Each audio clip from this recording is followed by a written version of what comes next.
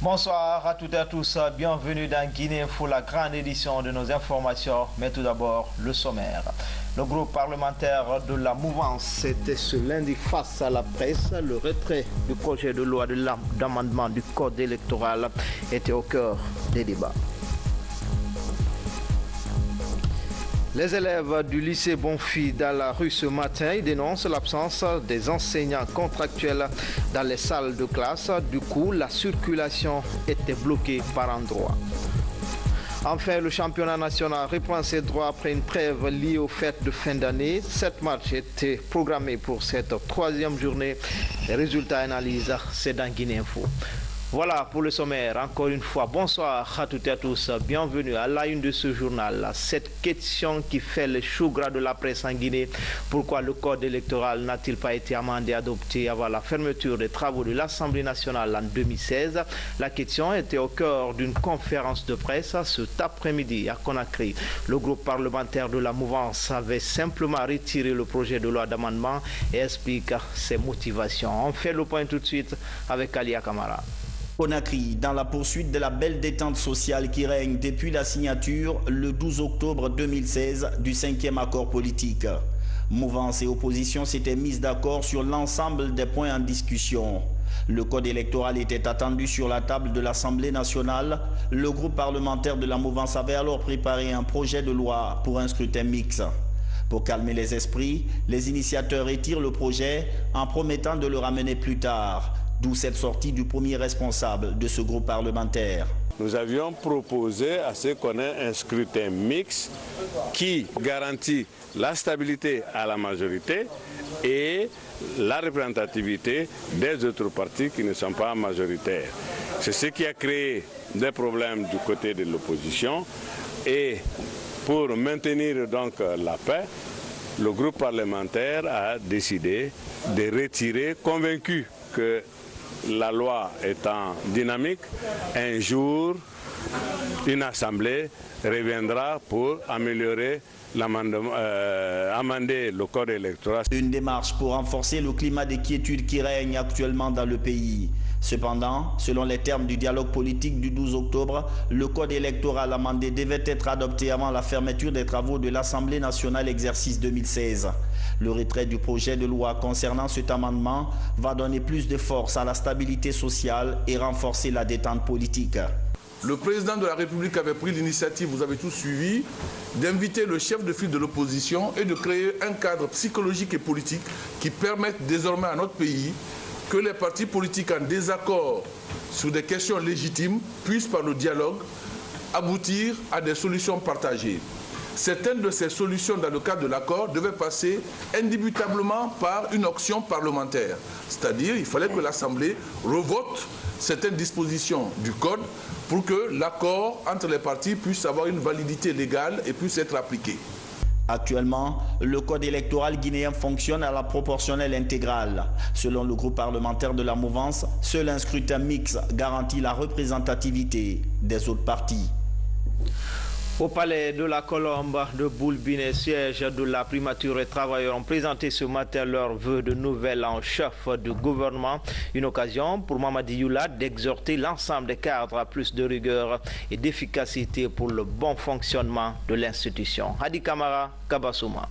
Cette année, le Premier ministre, chef du gouvernement et l'ensemble des travailleurs de la primature comptent mettre tout en œuvre pour placer l'action gouvernementale sous le sceau des réformes et de résultats. C'est là conformément aux orientations du chef de l'État, professeur Alpha Kondi. À maître d'œuvre de l'action et de la coordination gouvernementale, Mamadi Youla a réitéré son engagement à œuvrer sans relâche dans le cadre de l'amélioration du cadre de vie du personnel de la primature, tout en invitant les travailleurs confinés dans la routine à faire preuve d'imagination, de promptitude et d'efficacité.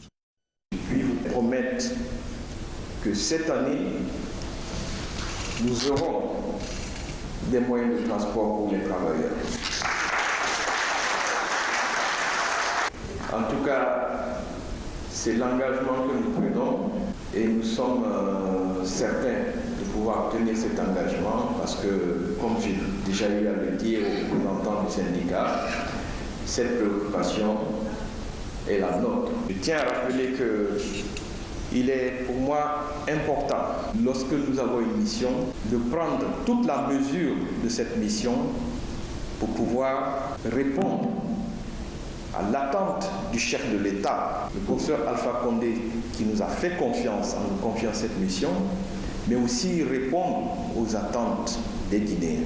Et j'espère que l'équipe qui travaille aujourd'hui autour du Premier ministre sera aussi concernée, aussi engagée pour mettre en œuvre cette mission. Nous avons dans cette mission, certes, des responsabilités, mais il y a aussi un certain nombre d'obligations en tant que travailleurs, puisque nous sommes tous travailleurs de l'État, nous travaillons tous pour l'État guinéen, pour la nation guinéenne. Ce sont les Guinéens et les Guinéens seuls qui feront le bonheur de la Guinée. Il tient donc à nous, Guinéens, de voir si nous voulons que notre pays progresse, que notre pays aille de l'avant. Je l'ai dit à de multiples reprises, nous devons sortir de la polémique permanente, de l'antagonisme permanent, des querelles inutiles, pour travailler la main dans la main pour faire avancer notre pays. Ici, Mamadi Yula a promis de créer davantage un environnement qui rassure les citoyens et encourage les investissements en vue d'impulser le développement social et économique de la Guinée. Au ministère des Mines, des actions sont initiées pour une croissance en 2017. De nombreux défis restent à relever pour faire du secteur minier guinéen l'un des plus performants au monde. Cette année, des projets sont envisagés pour booster l'exploitation minière. Mamadou Alpha Baldé pour plus de détails. 17, une année de capitalisation des efforts, de poursuite des réformes, mais surtout de diversification du secteur minier. Cette année, le département des mines entend améliorer l'impact de l'exploitation minière au niveau des communautés à la base et favoriser l'émergence d'un secteur minier compétitif au service de l'intérêt général. Et dans une approche inclusive, nous comptons entre autres clôturer le processus de la table ronde nationale sur l'initiative pour un développement minier responsable en février prochain, adopter la politique de contenu local du secteur, évaluer le niveau de promotion effective du contenu local au sein des sociétés minières, rendre opérationnel un cadre de gouvernance amélioré de la contribution au développement local et achever le processus de réorganisation de l'orpaillage. Principal levier de l'économie nationale, le secteur extractif pourrait connaître de profonds changements en 2017. Diverses activités sont relancées, des projets vont démarrer et d'autres s'accélérer. En 2017, l'opportunité nous a donné d'intensifier la promotion du secteur pour une meilleure diversification de la production minière, notamment par la relance de l'organisation du symposium Mine Guinée et le renforcement de notre présence lors des forats internationaux. L'accélération du développement du secteur de l'or avec pour objectif l'augmentation de la production industrielle et semi-industrielle de 20 tonnes d'ici 2020 et la relance des projets de production de fer seront au cœur de nos actions de promotion en ligne avec les ambitions du président de la République et les directives du Premier ministre, chef du gouvernement. L'année qui commence est celle de tous les défis au ministère des Mines. Dans les 12 prochains mois, le département compte viabiliser les bases solides d'une industrie minière attractive et profitable à tous. L'actualité, c'est aussi ces bouchons ce matin sur l'autoroute Fidel Castro et la route du Niger. La circulation a été interrompue pendant de longues heures par un brusque soulèvement des collégiens et lycéens de Matam. Ils ont occupé les rues pour protester contre l'absence des enseignants contractuels dans les salles de classe. Voici le constat de notre reporter Francis Collier. Énorme bouchon ce matin entre le grand marché Madina et l'aéroport international Conakry-Bessia. Des heures durant, les automobilistes sont restés bloqués. L'autoroute Fidel Castro est la route du Niger dans le secteur de Bonfi, occupée par des collégiens et lycéens. Ce matin-là, on a grévé parce que nos profs ne viennent pas en classe. Le prof ne vient pas pour dispenser les cours. On a 11 contractuels, mais ils viennent pour faire les cours. Donc dans ces 11 contractuels, il y a eu un seul cas d'admis. Donc mais ces éléments-là viennent dispenser les cours normalement. Ce matin-là, comme d'habitude, on est venu pour les cours. Donc à 9h05, donc, on a vu 2 contractuels là, du collège Mbofi sur la route du Cher.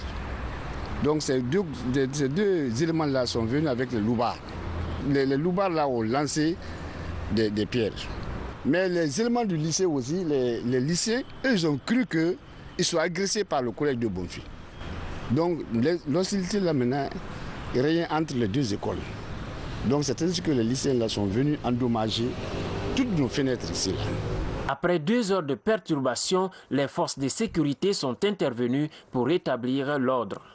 La manifestation a provoqué des jets de pierres violents sur les chaussées et provoqué la panique dans le marché de Bonfi. Au lycée Bonfi, point de départ du mouvement, les portes et les murs portent les impacts de la colère des élèves. On a vu des cailloux par là et j'ai vu des élèves encore sortir, j'ai eu peur. J'ai appelé ma maman, j'ai appelé mon papa qui était en ville avec mon grand-père pour chercher des sécurités pour nous. Mais j'étais dans la maison. Après le retour au calme, les responsables éducatifs de la commune de Matam se sont retrouvés pour une longue réunion de crise. Aucune information n'a filé de cette rencontre technique des cadres. Et puis le gouverneur de la ville de Conakry, président du conseil de ville, président de la commission régionale de sécurité informe l'ensemble des citoyens de la ville de Conakry que son vaste programme de libération des emprises des voies publiques se poursuivra le 16 janvier 2017. Pour la réussite de ce programme, il invite les garagistes, les marchands et les propriétaires des parkings illégalement installés le long des voies publiques sous les ponts et passerelles de Madina, Avaria, Kenya, Bonfi, Bessia et de l'aéroport de libérer les lieux au plus tard le dimanche 15 janvier 2017. Il rappelle les entreprises de construction que tous les chantiers doivent être clôturés et les environnements assainis. Aucun chantier en cours ne doit désormais gêner la circulation des automobiles et des piétons. Une opération de traction et de mise en fourrière sera aussi engagée contre les stationnements gênants sur les voies publiques. Dans l'actualité encore, plus de 600 policiers stagiaires sont déployés dans les carrefours et ronds-points sensibles de Conakry depuis leur arrivée dans la circulation. Ils forcent l'admiration des usagers et la fluidité de mise dans les différents axes routiers de la capitale. Explication Alpha Isiagaba, Younoussa Tawili Kamara. Leur présence est bien visible. Depuis les fêtes de fin d'année, ces policiers stagiaires régulent la circulation à Conakry. Avec eux, bouchons et stationnements fantaisistes atténués. En 3 semaines d'intervention, ces policiers stagiaires sont bien en train de redonner le blason de la police routière. Il y a le problème de bouchons à tous les niveaux. Pourquoi ne pas utiliser en entendant ces élèves policiers? C'est ce qui fut fait en concert avec les conseillers à la direction centrale de la sécurité routière. Ils ont pour mission de venir nous aider à dégager les emprises. Les arrêts gênants des véhicules se trouvant dans les différents carrefours, les pannes des véhicules, les doubles et triples fils dans la circulation. À Conakry, 70 carrefours sont réputés sensibles. Aujourd'hui, ce sont 700 policiers stagiaires qui se relaient à ces carrefours avec beaucoup d'applications à la tâche. On est là justement pour aider la population à canaliser les véhicules pour ne pas qu'il y ait d'embouteillage et les mauvais stationnements. Toujours c'est pour canaliser, c'est pour dégager tous les différents carrefours, pour pouvoir toujours aider, pour arranger, pour normaliser la circulation nationale. Parce qu'il y a des moments, la population souffrait trop pour la circulation. Mais depuis qu'ils sont venus, vraiment, c'est eux-mêmes qui ont apprécié. Parce que nous ne sommes pas venus ici pour faire la routière en général, c'est pour aider la routière. toujours de travailler en polyvalence pour ne pas que la population souffre. Le comportement et l'action de ces policiers de type nouveau sont salués par les usagers. Auprès des particuliers, tout comme des chauffeurs de taxi, les commentaires sont élogieux. Depuis que nous avons constaté la présence de ces policiers stagiaires, on a moins de problèmes, car les embouteillages sont réduits. Nous sommes vraiment très contents de leur présence. Le déploiement de ces hommes en uniforme bleu-noir est provisoire. Avant leur départ, ils auront réussi à démontrer que l'agent de la police peut bien s'acquitter de sa mission publique sur la route avec respect et dignité. Espace santé, réduire le taux de mortalité maternelle et infantile est l'une des préoccupations du ministère de la Santé et ses partenaires. L'une des stratégies utilisées est la planification familiale. Une semaine nationale de sensibilisation et d'offre de services vient d'être lancée à Kindia. Elle vise à proposer aux femmes en âge de procréer les différentes méthodes d'espacement des naissances. Explication Sori de Kera, Yene Yansane. La planification familiale est une solution idoine pour réduire la mortalité maternelle et infantile. En Guinée, le taux d'utilisation de contraceptifs modernes est de 7% avec un indice synthétique de fécondité de 5 enfants par femme en moyenne. Quant au taux de mortalité maternelle, il s'élève à 724 pour 100 000 naissances vivantes. La planification familiale fait partie des activités essentielles en matière de santé de la mère et de l'enfant. Malheureusement, en Guinée, ce taux est encore très faible. On est entre 10 et 14% selon les types d'enquêtes. Donc, pour pouvoir booster le taux de prévalence contraceptive au niveau du pays, chaque année maintenant, nous faisons une semaine dédiée à la planification familiale. Cette campagne lancée dans tous les districts du pays vise notamment à espacer les naissances, préserver et améliorer la santé de la mère et de l'enfant et lutter contre les IST, VIH, SIDA. Nous avons élaboré un plan national de repositionnement de la planification familiale au même titre que les autres pays du partenariat de Ouaga.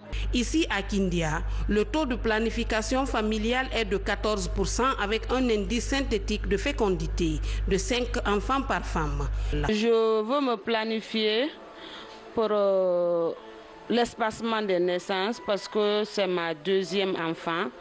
Donc je veux me reposer un peu. Les autorités invitent les femmes à utiliser le service de planification familiale. Les prestations sont disponibles et gratuites. Et puis cette nouveauté à la foire internationale de Conakry, il s'agit des toilettes mobiles. Des cabines sont installées sur l'esplanade du Palais du Peuple. C'est un projet piloté par une société locale en partenariat avec le gouvernorat de la ville de Conakry. Fatima Diallo nous fait le point. C'est une première à Conakry, des toilettes publiques mobiles doublées de salles de bain, des cabines à l'essai pendant la foire internationale de Conakry, ce grâce à l'appui du gouvernorat de la ville. Nous allons profiter de cette occasion pour sensibiliser la population du bien fondé de la chose, que les gens commencent à utiliser les toilettes publiques, que les gens commencent, parce qu'en Europe, au Sénégal et en Côte d'Ivoire, vous avez besoin de payer quelque chose pour que vous rentrez, parce que quand vous êtes déjà dans le besoin, il faut le faire. Donc nous allons sensibiliser la population pour dire à cette population de Conakry comment c'est bon que ces toilettes publiques soient installées dans la ville de Conakry. Ces toilettes démontables ont un sol antidérapant et sont dotées d'un réservoir de 70 litres d'eau. Remorquables, ces unités sanitaires disposent également de produits de nettoyage. Si par exemple vous prenez la voiture et puis vous traversez la gare routière de Madina juste sous le pont, vous allez sentir combien de fois c'est difficile de se mettre à l'aise dans cette capitale. Donc les gens se mettent à l'aise dehors, donc vous sentez cette odeur. Même si c'est cette odeur-là que nous arrivons à diminuer, si ce n'est pas de supprimer cette odeur, moi je pense qu'on a beaucoup fait pour les WC. C'est 1000 francs par personne et dans les toilettes de lavage c'est 2000 francs par personne. En plus nous donnons l'eau gratuitement aussi et heureusement pour nous les gens qui sont en train d'utiliser les toilettes jusqu'à ce niveau sont vraiment satisfaits. Cette année, ces toilettes sont une des attractions de la foire. Par leur utilité, elles soulagent le public. C'est des très bonnes toilettes. Vraiment, dedans, c'est propre.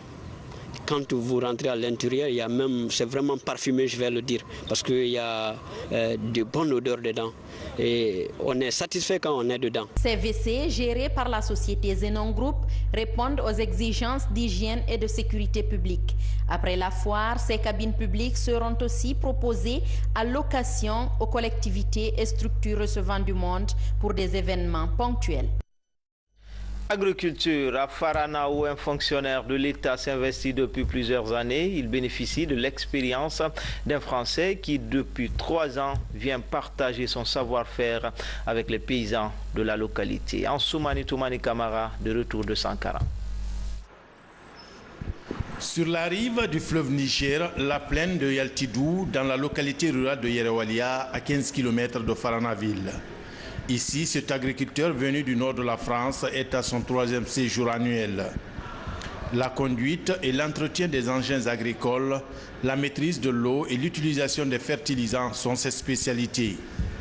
Dans les plaines de Farana, il partage ses expériences avec les paysans locaux et les encourage à mieux produire. Regardez comment elle est. La couleur à laquelle elle se trouve et la friabilité, regardez, on n'a même pas besoin de la toucher, tellement c'est friable. Je me dis que l'agriculture guinéenne, le peu que l'on fait, c'est très bien, mais ne pas exploiter un tel potentiel de terre est du gâchis. On n'aurait donc pas beaucoup besoin non plus de pesticides ni de fongicides.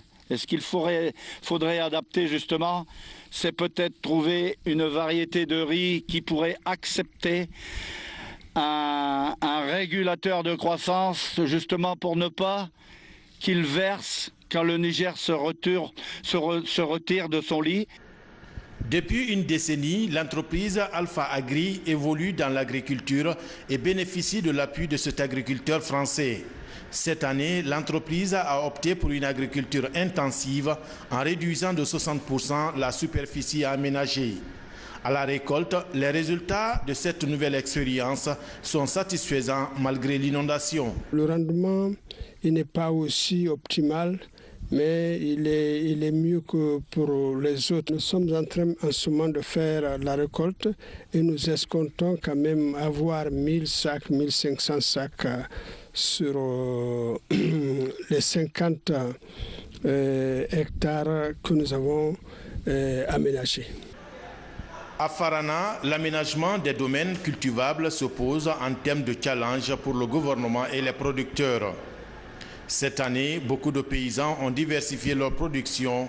La culture de l'anacarde accompagne désormais la production vivrière. Enfin, sport foot, après une trêve liée aux fêtes de fin d'année, le championnat national Ligue 1 reprend sur les différents stades du pays pour cette 3e journée. 7 matchs étaient au programme avec des équipes qui ont connu des fortunes diverses. Le Wakria arrache sa première victoire et le Royaume poursuit sa suprématie sur le plan local. Le condensé de la 3e journée, c'est avec Rachel Tedouno, Tiara Diallo. Après la semaine de fête de fin d'année, le championnat national Ligue 1 professionnel a repris. Au compte de la 3e journée, 7 matchs ont eu lieu à Conakry et à l'intérieur. Au stade de la mission, l'AS Kaloum a partagé les points avec l'ASFAC avec un nul vierge. Au stade du 28 septembre, le Orea s'est imposé sur l'Atlético de Coléa par 2-1. Le Sumba FC à domicile s'est incliné par la marque d'1-0 face à l'Ashanti.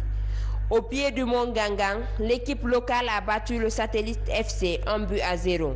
Dans la cité minière de Kamsar, le CIK a fait un match nul face au Afia FC. Ce week-end, le Wakria FC de Bokeh a dominé la Renaissance FC sur le score de 2-0. C'est une équipe qui vient de monter en Ligue 1. On disait que nous, on n'avait pas de papier, on ne peut pas préparer une équipe. Ben, on est en train de prouver petit à petit que nous pouvons quelque chose. Donc il ne faut pas s'affoler, on va continuer à travailler. Les enfants, je leur dis bravo. Ils ont mouillé le maillot contre une équipe qui se prépare pour la Coupe du Monde. L'entraîneur peut faire tout, il crée les occasions, mais il ne marque pas. L'entraîneur ne peut pas mettre la balle au fond. Donc c'est les joueurs. Donc la lucidité devant les buts, ça a manqué. Le Orea AC est premier avec 9 points, suivi du Gangang FC de Kindia avec 7 points. Au bas du tableau, on retrouve le Sumba FC dont le compteur n'a toujours pas démarré. C'était tout au compte de cette édition d'information. Grand a été le plaisir pour moi de vous servir. Excellente année 2017 à toutes et à tous. À demain, Inch'Allah.